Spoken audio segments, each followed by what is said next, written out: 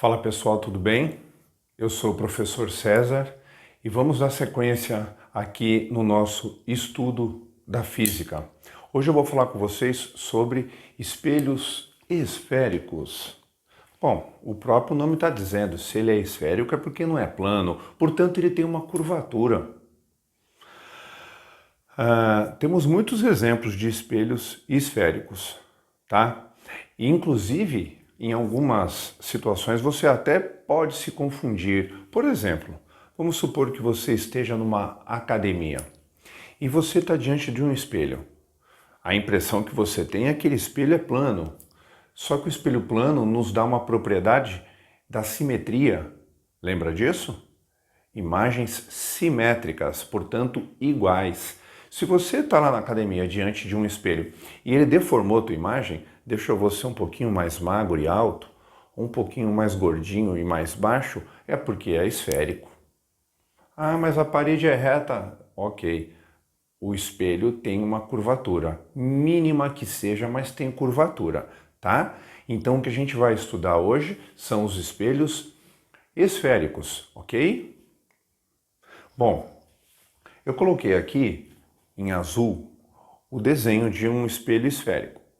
Se a gente pegasse essa curvatura e prolongasse, foi o que eu fiz aqui pontilhando ele, a gente ia obter uma esfera, um círculo aqui no plano, né? E todo círculo tem um centro. E a distância do centro até a borda chamamos de raio. Ok, então aqui eu estou mostrando para vocês como é um espelho esférico, tá bom? Ele tem curvatura. E aí nós temos dois tipos de espelhos esféricos. Chamamos de côncavo e o outro de convexo. O espelho côncavo é aquele que tem a superfície refletora na sua parte interna. E o espelho convexo é aquele que tem a sua superfície refletora na parte externa, na parte de trás. É o que eu procurei desenhar aqui para vocês. Olha o côncavo. Superfície refletora na parte interna, na parte de dentro. E olha o convexo. A superfície refletora na parte de fora, na curvatura externa, tá? Então, são esses dois espelhos que nós vamos trabalhar agora. Esféricos. Ou ele é côncavo ou convexo. Bom, aqui eu coloquei em amarelo um espelho côncavo. Quando eu coloquei essa franjinha do lado de lá, significa que aquele lado é o lado... não é o lado que reflete, tá? É o lado opaco. Então, a parte que reflete é a parte de dentro. Esse espelho que eu coloquei aqui para vocês é um espelho, dependendo de onde vem o raio. Por exemplo, eu poderia colocar um raio chegando aqui assim, ó. Então fica fácil de eu classificar. Esse é um espelho côncavo, porque a superfície refletora dele é a parte de dentro. Parte de dentro, tá? E aí, uma outra forma que a gente tem para se certificar disso é a seguinte: centro, do mesmo lado que o raio está chegando, o espelho é côncavo. Por exemplo, se eu prolongasse a curvatura, o centro estaria desse lado, do mesmo lado que o raio incide e reflete. Já nesse, olha só pessoal, se eu fosse prolongar essa curvatura, o centro estaria desse lado. Então quando você tem centro de um lado e o raio do outro, é o convexo. Centro do mesmo lado que o raio, côncavo. Centro de um lado, raio do outro, convexo. Esse exemplo que eu coloquei aqui é côncavo. O raio está do mesmo lado que o centro, os dois do lado de cá. Então é um espelho côncavo. Aí eu desenhei um eixo cortando esse espelho côncavo, chamamos de eixo principal.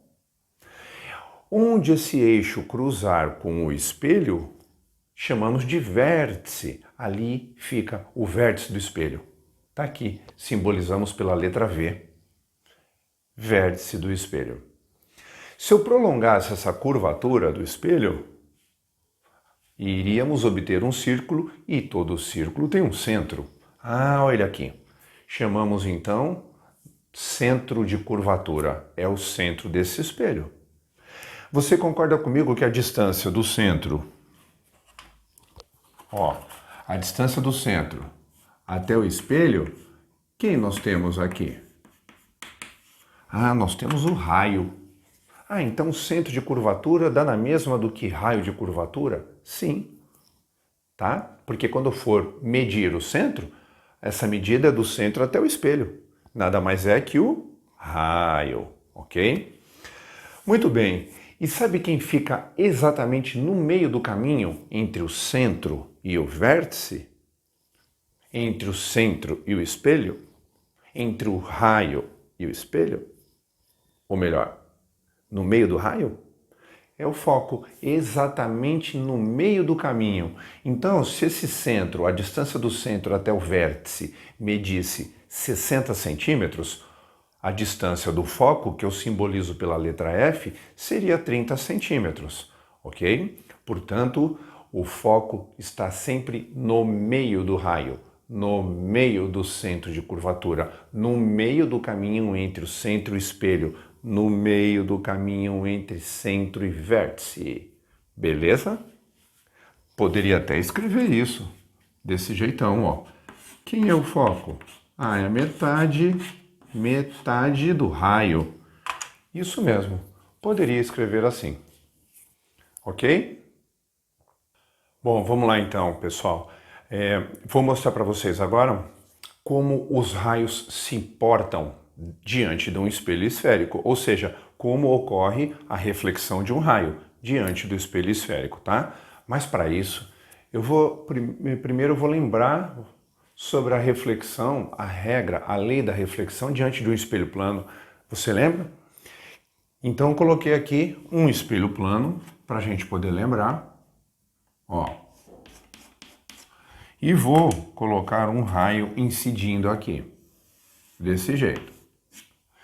Esse é o raio que chega, chamamos de raio incidente.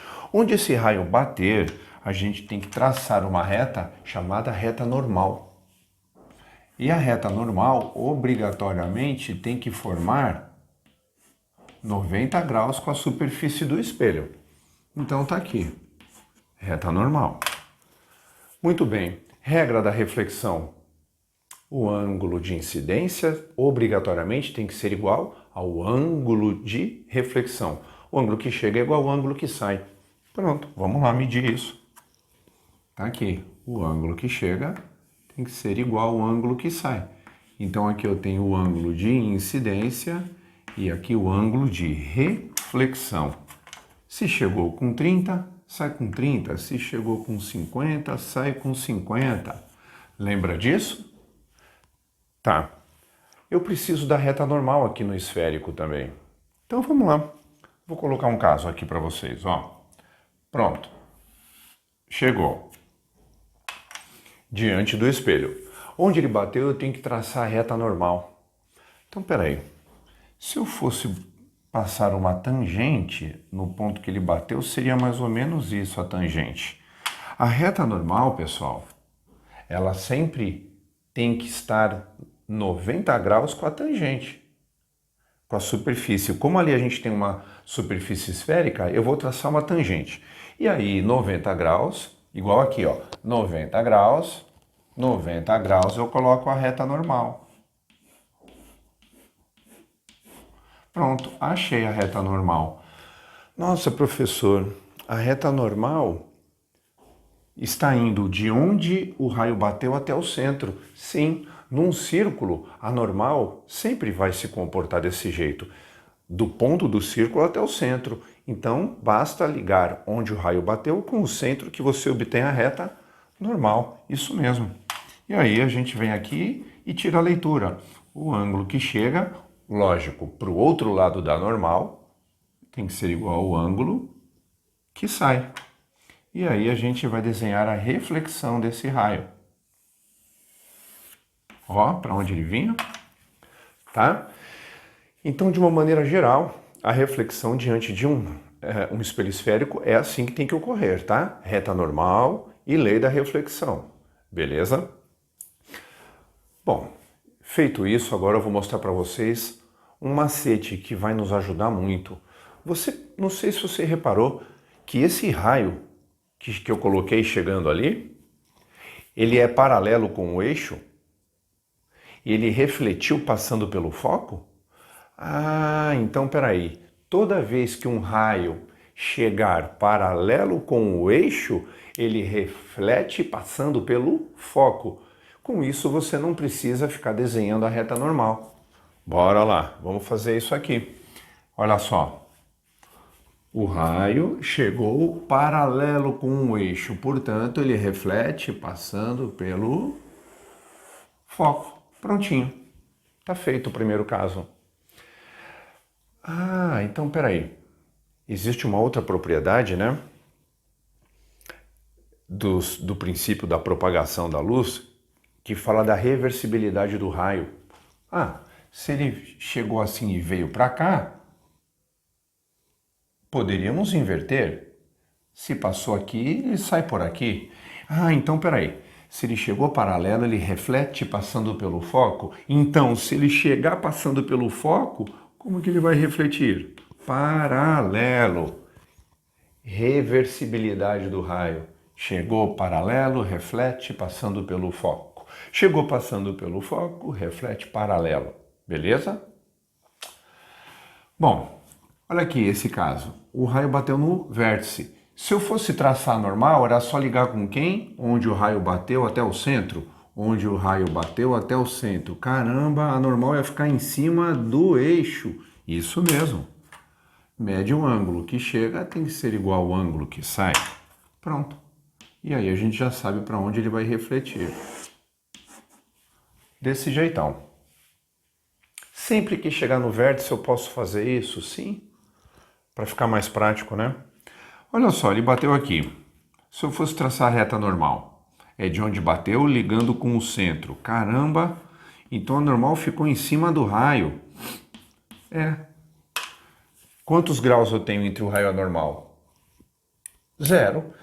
Lei da reflexão, o ângulo que chega é igual ao que sai. Se chegou com 0, ele sai com 0. Ou seja, ele vai refletir em cima dele próprio. Prontinho. Eu botei alguns casos para vocês aqui da reflexão diante de espelhos esféricos côncavos. Agora eu vou mostrar para vocês o que acontece com o convexo, tá? Só que, ó, guarda uma coisa. Eu vou fazer os mesmos 4 casos e a gente vai usar a mesma teoria, o mesmo esquema, beleza? Vamos lá. Bom, então agora eu vou mostrar para vocês a reflexão de um raio diante dos espelhos esféricos convexos. Você lembra da parte teórica, quando eu falei para vocês que é fácil identificar quando é convexo? Convexo é quando o raio chega de um lado e o centro está do outro lado. Ó, raio de um lado do espelho, centro do outro. Raio de um lado, centro do outro, em todos os casos. Pessoal, onde o eixo cruza com o espelho, vértice, vértice, vértice, vértice. Se eu prolongasse a curvatura, formaria um círculo. Todo círculo tem um centro. Centro, centro, centro. No meio do caminho fica o foco, lembra? Entre vértice e centro, foco. No meio, foco. No meio, foco. No meio, foco. Obrigatoriamente. Beleza, coloquei os mesmos 4 raios que eu mostrei para vocês nos espelhos côncavos. Então, as regras são as mesmas. Vamos lá. O raio, quando chegou paralelo, o que acontecia no côncavo? Ele refletia passando pelo foco? Tá. Ah, então quando chega paralelo, eu tenho o foco como referência. Sim. Só que aqui eu não posso fazer isso, ó. Eu não posso fazer o raio passar pelo foco, porque o raio não atravessa o espelho, o raio não atravessa a parede, ele tem que bater e voltar. Então como que eu uso o foco? Eu vou ligar o foco onde o raio bateu e prolongar com uma reta. E aí eu tenho a reflexão dele. Prontinho. Tá? Quando ele chega com o prolongamento indo para o foco, como que ele reflete? Paralelo ao eixo. Então tá aqui, ó, a reversibilidade dos raios. Chegou paralelo, refletiu com prolongamento no foco. Chegou com prolongamento no foco, reflete paralelo, tá? Próximo. Olha aqui, ó. Sempre que ele vem para o vértice, é só medir o ângulo que chega, é igual ao que sai. Mesma regrinha. Ele vem para cá. Por último, olha só. Esse raio, se eu prolongar, eu vou notar que ele vai passar pelo centro. E sempre que ele passa pelo centro, ele reflete por cima dele próprio, lembra? Na lousa anterior. Então ele vai voltar, ó, em cima dele próprio. Isso aí. Bom, pessoal, esses são os principais raios diante dos espelhos, são as principais reflexões, ok? Na próxima aula, eu vou mostrar como construir imagens. Para construir imagens, nós vamos precisar de 2 raios apenas, só 2. Aquele que chega paralelo e esse que chega no vértice, tá? Então, só vamos usar 2 raios de tudo isso que eu te mostrei, ok? Para construir imagem, mas isso fica para a próxima aula, ok? Valeu, gente!